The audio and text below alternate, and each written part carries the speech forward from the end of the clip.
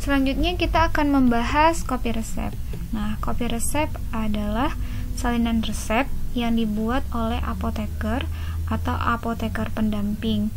Nah, di copy resep memuat semua keterangan obat yang terdapat pada resep asli. Jadi untuk copy resep dipastikan kita menuangkan semua informasi dalam resep asli. Jadi dalam copy resep semua informasi yang ada di resep asli sudah kita cantumkan, dan berapa obat yang telah terlayani atau belum dilayani oleh apotek. Nah, jadi yang kita tambahkan hanya penulisan berapa obat yang sudah kita layani atau belum kita layani. Jadi nanti kita ada penulisan keterangan det atau detur. Nah, itu sudah kita layani atau nedet, atau kita berikan setengahnya, atau kita berikan hanya 2. Nah, itu yang kita tambahkan di keterangan pada copy resep. Nah, ini untuk salinan resep atau resep yang hanya boleh diperlihatkan kepada dokter penulis resep. Kemudian penderita yang bersangkutan, petugas kesehatan, atau petugas lain yang berwenang menurut peraturan perundang-undangan yang berlaku. Nah, ini untuk nama lain dari copy resep itu ada salinan resep, kemudian ada epigraph atau exemplum. Jadi ini sama aja artinya. Nanti kalau kalian mendengar atau ada tulisan dengan nama lain dari copy resep, artinya copy resep. Nah, ini untuk salinan resep itu bagian-bagiannya atau di dalam copy resep ada apa saja. Itu berarti yang pertama, semua keterangan yang terdapat dalam resep asli. Nah, seperti yang sudah saya jelaskan di awal bahwa semua keterangan atau informasi yang ada di resep asli harus kita tuangkan semua ke copy resep. Jadi tidak ada informasi yang tertinggal di resep asli yang tidak kita tuangkan ke copy resep. Yang kedua, nama dan alamat apotek. Kemudian yang ketiga, nama dan nomor izin pengelola apotek. Kemudian tanda tangan atau paraf apoteker. Kemudian tanda det atau detur. Nah, seperti yang saya jelaskan tadi ya, kalau misalkan dalam copy resep atau dalam resep kita itu tidak bisa memenuhi permintaan dari resep tersebut, kita bisa tulis nedet atau nedetur. Ini ya, kalau misalkan kita belum diserahkan, artinya belum kita bisa penuhi. Misalkan di apotek kita tuh tidak ada sediaan tersebut. Nah, itu kita berikan tanda nedet atau nedetur di bawah aturan pakai. Nah, nanti kalau misalkan di apotek kalian itu ada misalnya sediaan tersebut, nah bisa kalian serahkan, berarti nanti kalian berikan keterangan det atau detur untuk obat yang sudah diserahkan, atau hanya diberikan setengahnya. Nah, itu bisa dikasih keterangan bahwa kalian hanya bisa memberikan setengahnya. Misalkan harusnya dikasih 20 dan ternyata kalian bisa kasih 5. Nah, nanti kalian tulis det 5 misalnya gitu. Nah, ini ada nomor resep dan tanggal peresepan. Ini harus diingat, ada nomor resepnya, kemudian ada tanggal peresepannya.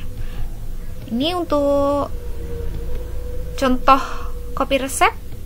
Jadi sahnya copy resep itu misalkan hal-hal yang perlu ada di copy resep itu yang pertama, ini kop, ini wajib ya.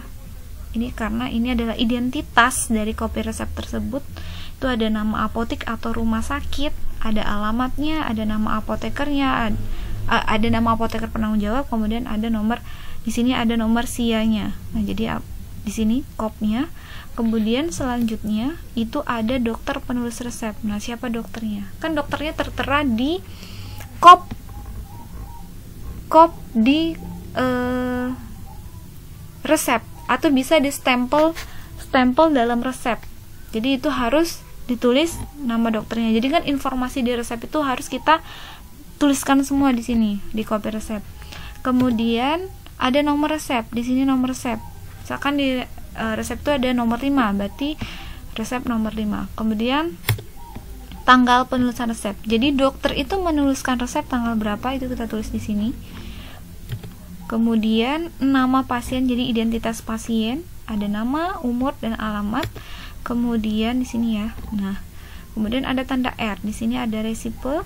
Kemudian lanjut ada nama obat, jumlah obat dan kekuatan obat. Di sini ada nama obat, terus kemudian jumlah obatnya dan kekuatan obat. Di sini ada 500 paracetamolnya 500 mg. Kemudian macam sediaan yang dibuat atau diberikan. Di sini kebetulan keterangannya adalah tablet ya. Tapi ini misalnya kalau resep-resep racikan, nah itu kan dibuatnya dalam bentuk misalkan pulveres atau pulveres yang dimasukkan ke dalam kapsul. Nah, itu harus diberikan keterangan yang jelas di sini di copy resep ya. Selanjutnya ada signatura atau aturan pakai. Di sini ada aturan pakai Signat 3DD 1 tab PC. Jadi Signat terdiri 3 kali sehari 1 tablet setelah makan. Oke, terus selanjutnya keterangan jumlah pemberian obat. Nah, di sini kebetulan dia hanya bisa memberikan 10 tablet dari 20. Harusnya kan dikasih 20. Dia hanya mampu memberikan 10, artinya di sini ada keterangan dat 10, artinya dia memberikan hanya 10 sediaannya tablet, jadi 10 tablet. Lanjut, di sini ada PCC salinan resep, Procopy confirm ya, Procopy confirm itu harus ada. Ini artinya adalah ditulis atau di copy atau disalin. Nah, disalin sesuai dengan aslinya. Jadi kalau misalkan di resepnya seperti itu, berarti dia nulis seperti ini gitu. Jadi ya harus semuanya informasi yang ada di resep itu harus dituangkan di dalam copy resep. Kemudian selanjutnya ada tanda tangan apoteker, ini ada tanda tangannya. Kemudian ada cap apotik dan ada tanggal ditulisnya copy resep di sini untuk penulisan copy resep. Nah, selanjutnya di sini saya memberikan contoh format copy resep yang berbeda. Artinya kalau nanti kalian menemukan ada format copy resep seperti ini, jangan kalian salahkan. Ini sebenarnya benar karena dia sudah masuk ke dalam syarat-syarat sah copy resep. Nah, di sini ada seperti yang sudah saya jelaskan sebelumnya, ada kopnya, ada nama apoteknya, kemudian ada alamatnya. Di sini juga ada nomor teleponnya, apotekernya, SIA, bahkan SIPA-nya ada. Kemudian di sini ada nomor resep. Di sebelumnya juga ada nomor resep, kemudian dari dokter siapa. Ini untuk siapa? Ini bisa ditambahkan alamat. Ini Tuan WSN, kemudian umurnya 46 tahun. Ini bisa ditambahkan alamat di mana. Kemudian ini tanggal. Nah, ini kan ada tanggal 2 tanggal. Nah, ini harus kalian perhatikan ya. Tanggal di atas itu adalah tanggal penulisan copy resep. Jadi kapan copy resep ini dibuat, dan yang dibawa adalah tanggal penulisan resep. Karena banyak sekali copy resep yang tidak ada ini tanggal apa, ini tanggal apa. Nah, ini harus kalian tahu. Di atas itu maksudnya tanggal apa, di bawah itu maksudnya tanggal apa. Jadi kalau ini bisa, ini kebetulan di hari dia dapat resep, di situ dia tebus resepnya. Nah, gimana kalau misalkan dia itu di hari yang berbeda? Nah, itu harus jelas. Di sini adalah tanggal pembuatan copy resepnya. Nah, ini tanggal pembuatan copy resepnya. Jadi pasti tanggal di sini itu lebih besar daripada di bawah. Ya, jadi akan aneh kalau misalkan tanggal di sini lebih besar daripada di bawah. Lebih besar tuh maksudnya harinya lebih duluan yang di sini gitu. Itu ya. Nah, ini sama, ada R-nya, kemudian ada keterangan obatnya, jumlahnya. Dan ini sudah ada keterangan, ini ada aturan pakai, kemudian di sini ada keterangan berapa yang diserahkan. Di sini diserahkan hanya 6 dari 10. Nah, 6 dari 10. Dia hanya memberikan 6 dari 10. Dan ini untuk asparkanya, ini untuk lasik diberikan semua 10-10-nya, kemudian untuk asparka hanya tidak bisa diberikan. Artinya kemungkinan di apotik XXC ini tidak ada asparka. Nah, kemudian ini ada tanda seperti ini. Ini maksudnya biar tidak disalahgunakan, biar tidak ada penambahan R lagi di sini. Nah, itu nanti ditulis sendiri kan. Nah, itu ditakutkan seperti itu, makanya ada garis red. Nah, seperti ini. Kemudian PCC Procopy confirm, dan kemudian ini ada cap, kemudian ada paraf. Seperti itu.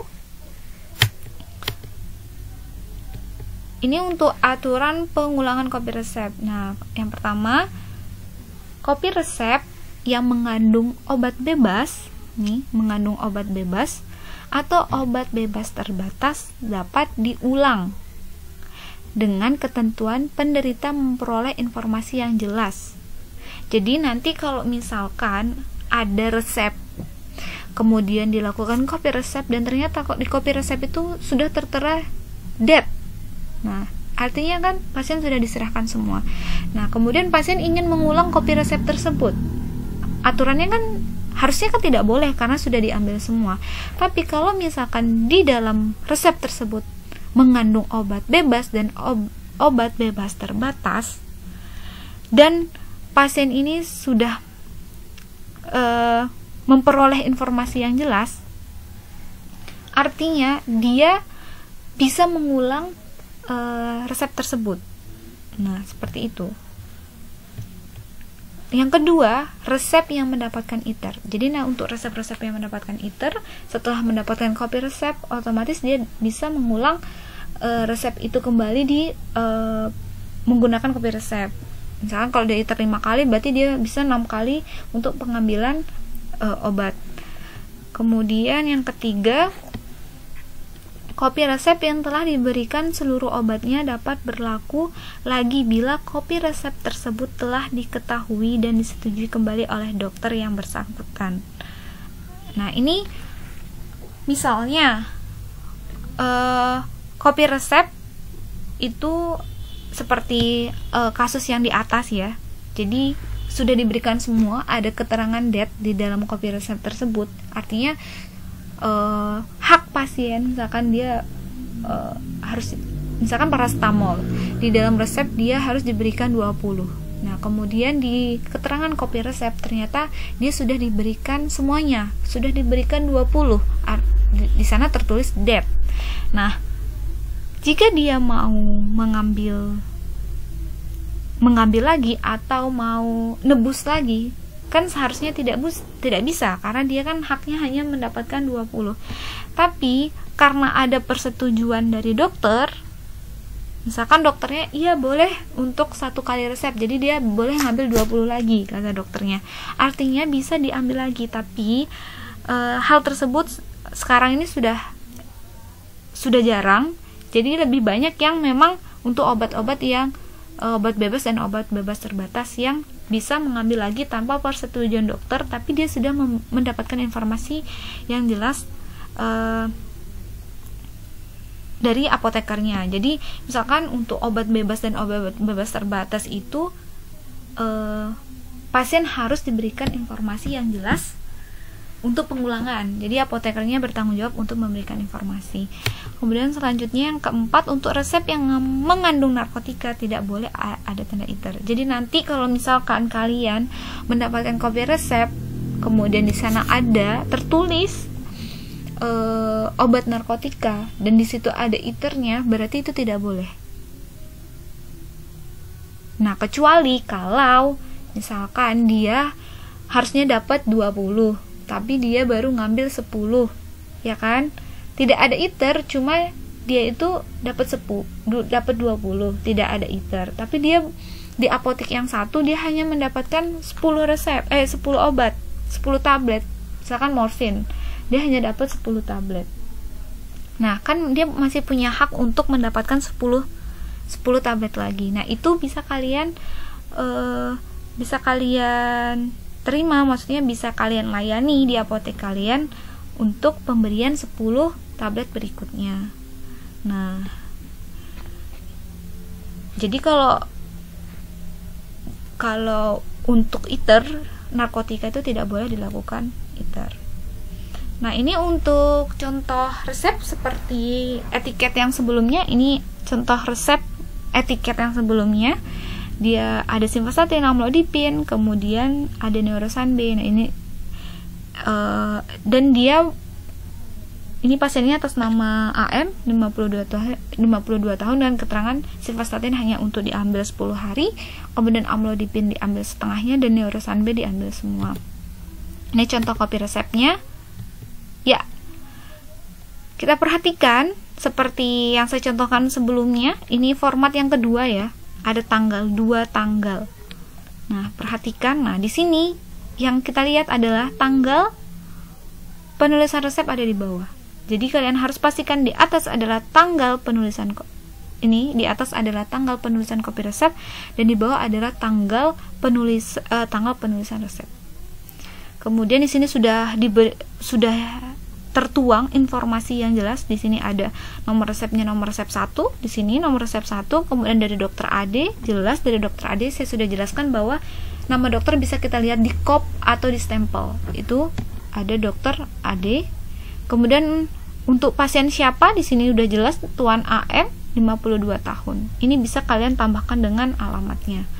Nah, di sini saya sudah berkali-kali bilang kalian harus menulis keterangan dalam kopi resep itu sesuai dengan resep aslinya. Nah, di sini aslinya tuh seperti ini tulisannya, kemudian di sini ada keterangannya. Nah, ini ditulis dengan sama persis karena PCC harus ditulis dengan sama persis. Nah, kemudian diberikan keterangan bahwa date 10, artinya kita sudah memberikan 10 karena pasien memang menghendaki 10 hari. Nah, ini date 10. Nah, kemudian amlodipin 10 mg sama persis ya. Nah, di sini pasien menghendaki setengahnya, berarti date 15, artinya kita berikan 15. Nah, kemudian yang ketiga sama persis, kemudian kita berikan keterangan bahwa pasien itu memang mau dikasih semuanya, dan di apotek kita memang ada semuanya, ya sudah kita kasih keterangan date, artinya kita sudah serahkan semuanya, artinya kita serahkan 30 karena haknya adalah 30. Jadi nomor ini kita tahu hak pasien mendapatkan berapa jumlah obatnya. Nah, kemudian dikasih ini ya, nih biar tidak ada penambahan R lagi, kemudian ada keterangan PCC, ada cap, dan kemudian ada tanda tangan. Baik, untuk sebelum kita ke latihan membuat kopi resep, saya akan menjelaskan beberapa kasus ya.